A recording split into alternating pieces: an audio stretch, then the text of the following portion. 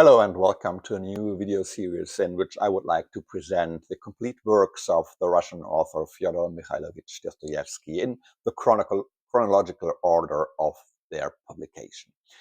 So why a video series about Dostoevsky? Very simple. I love the literature of the 19th century and I love Russian literature. And in 19th century Russian literature, you simply can't get around Dostoevsky, as you can't ignore Tolstoy, for example. So I already read the complete works of Dostoevsky in chronological order about 25 years ago, but 25 years is a long time and a lot has faded from my memory. And I had been planning to reread his works for a long time. And now there's a long-term reading project in an Italian language reading group on Telegram, a group of which I'm a member. And so I'm going to read the whole works of Dostoevsky together with this group over the course of a year or so. For those of you who do understand Italian, I'll put the link to this Telegram group in the video description. And also within the next few weeks, I will post a, a quite extensive video in which I talk for more than 1 hour with the initiator of this Dostoevsky Telegram group about why she started this reading group, what fascinates her and or what fascinates both of us about Dostoevsky, and why it is worth reading Dostoevsky again, even today.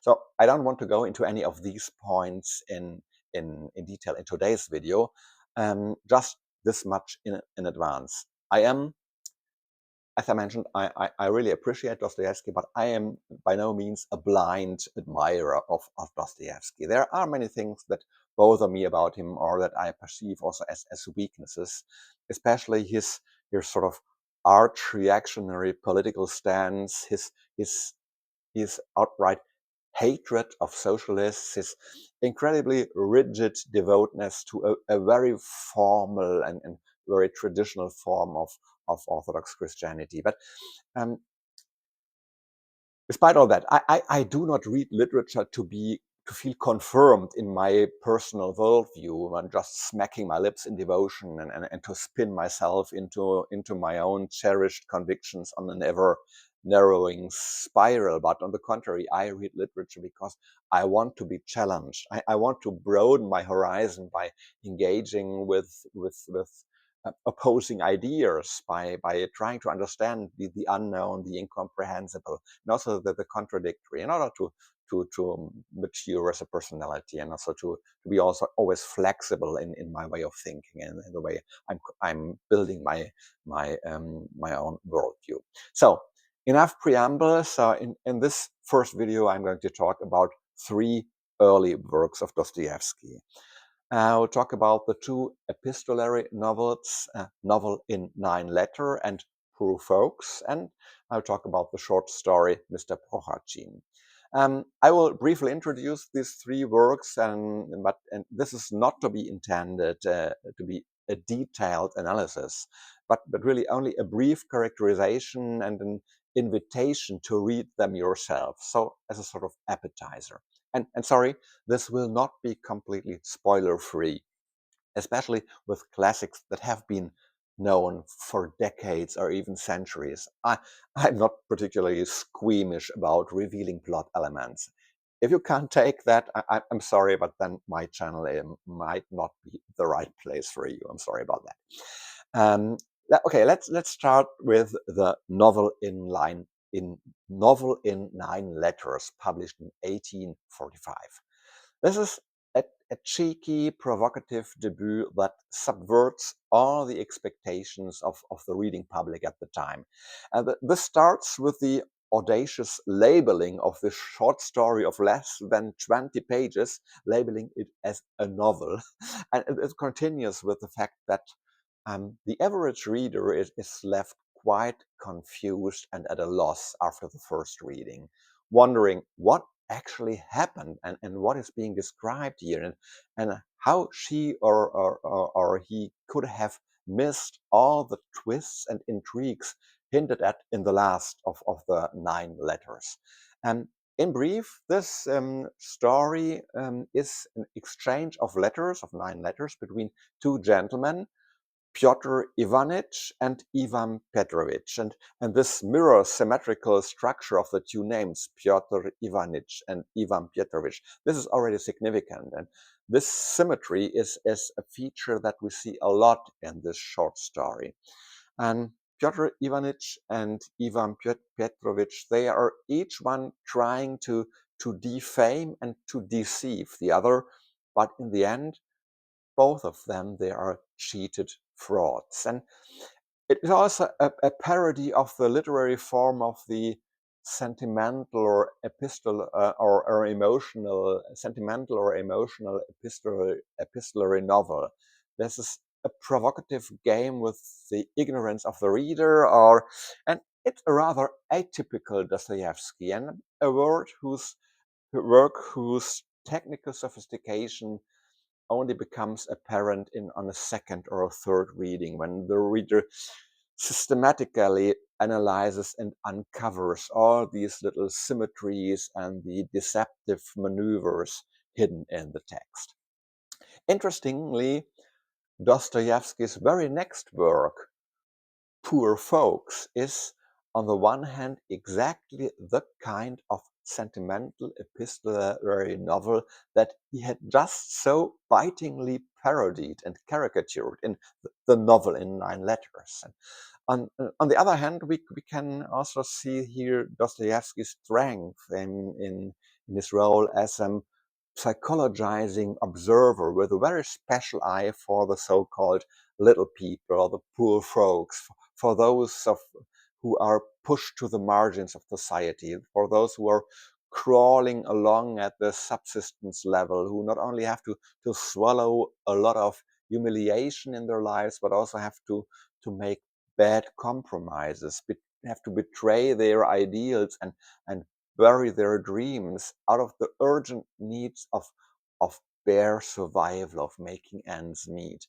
And however, it would be an injustice to the text to read it as a social indictment dripping with pity for the main characters. Dostoevsky maintains an astonishingly critical distance from the novel's 2 protagonists, and he does not shy away from relentlessly presenting also their weaknesses and their ridiculousness, putting it on full display, and making really ridicule sometimes of them. So what is this epistolary novel about? Now, in this novel, we follow the correspondence between an older office worker named Makar Alexeyevich Devushkin and a young seamstress, Varvara Alexeyevna Dobrozhelova. And both Makar and Varvara, they live at the subsistence level. And Makar Devushkin makes his own economic situation even worse by spending a large portion of his already meager income and his meager savings on little treats and little gifts for Varvara. And yeah, Varvara seems to have ended up in her economic plight, mainly due to the machinations of some distant relatives. And the situation is not very clear at the first reading. And not only economic fraud, but also pimping might have been involved. And Makar seems to be, it has a different history. He seems to be perceived and treated as a laughing stock at his job. So he can't get any promotion. He seems to be the classic victim of bullying. And with his writing style, with the way he writes his letters, such as stilted as it is naively stupid, he also doesn't make it easy for the reader to take him seriously or to feel anything like sympathy or compassion for him. And I find this device of Dostoevsky's here very interesting, to install here an outspokenly bad narrator in the person of this Makar um, Devushkin, a bad narrator who, however, in a kind of ironically broken self knowledge repeatedly accuses himself of not being able to write properly. So, and the balancing act that Dostoevsky performs on the emotional level is also very interesting and successful. On the one hand, the novel contains a whole series of passages that are designed to evoke at least some sort of pity in the reader, while on the other hand, the very circumstances and character traits that can trigger pity, they also cause the image of the protagonists to tip over into ridicule at some points. And yeah, in the end, Dievushkin fails precisely because of his exaggerated emotion, his exaggerated self-pity, which also contains an infantile and masochistic component. And also very exciting to observe is this gradual alienation between Varvara and Dievushkin. The more familiar and submissive Makar Dievushkin becomes, the more self-confident Varvara seems to become, suddenly daring to criticize and to correct the mistakes of Makar until in the end she breaks off all contact completely, and she seeks refuge in a kind of an arranged marriage with the doer and power seeking man Bykov. And here too, it is worth reading the novel carefully a second or even a third time, looking for these scattered references to Varvara's past, to gain a picture and get a better understanding of Varvara's family history and the intrigues that have controlled or manipulated her life so far and have been formative for her character. In the third story, Mr. Prokharchin, Dostoevsky describes a life that fails because of a character flaw, specifically because of miserliness. This eponymous Mr. Prokharchin, he lives in the poorest of circumstances as a subtenant of a widow, and he lives not even in his own room, but only in a bed behind a screen in a room that he shares with many other subtenants. So he only consumes half portions of the meals in order to save on boarding money. And so he scrimps and scrapes wherever possible. And he gives the impression of a truly starving poor man who has to count every penny 2 or 3 times before he can spend it. And when he suddenly dies, however, the huge sum of 2,500 rubles is found hidden in his mattress, an amount of money that was really extraordinary at this time, an incredible amount of money which Prokharchin has saved through his stinginess without ever enjoying any of his money during his lifetime. So this is also a story about a misled, wasted life. Then I also find the description of the atmosphere strong. The atmosphere among these numerous subtenants with whom Prokharchin lives in one household. This is really masterfully described, the meanness and the oppressiveness of the situation. And in many places I kept thinking of Jean-Paul Sartre's quote, "Hell is other people."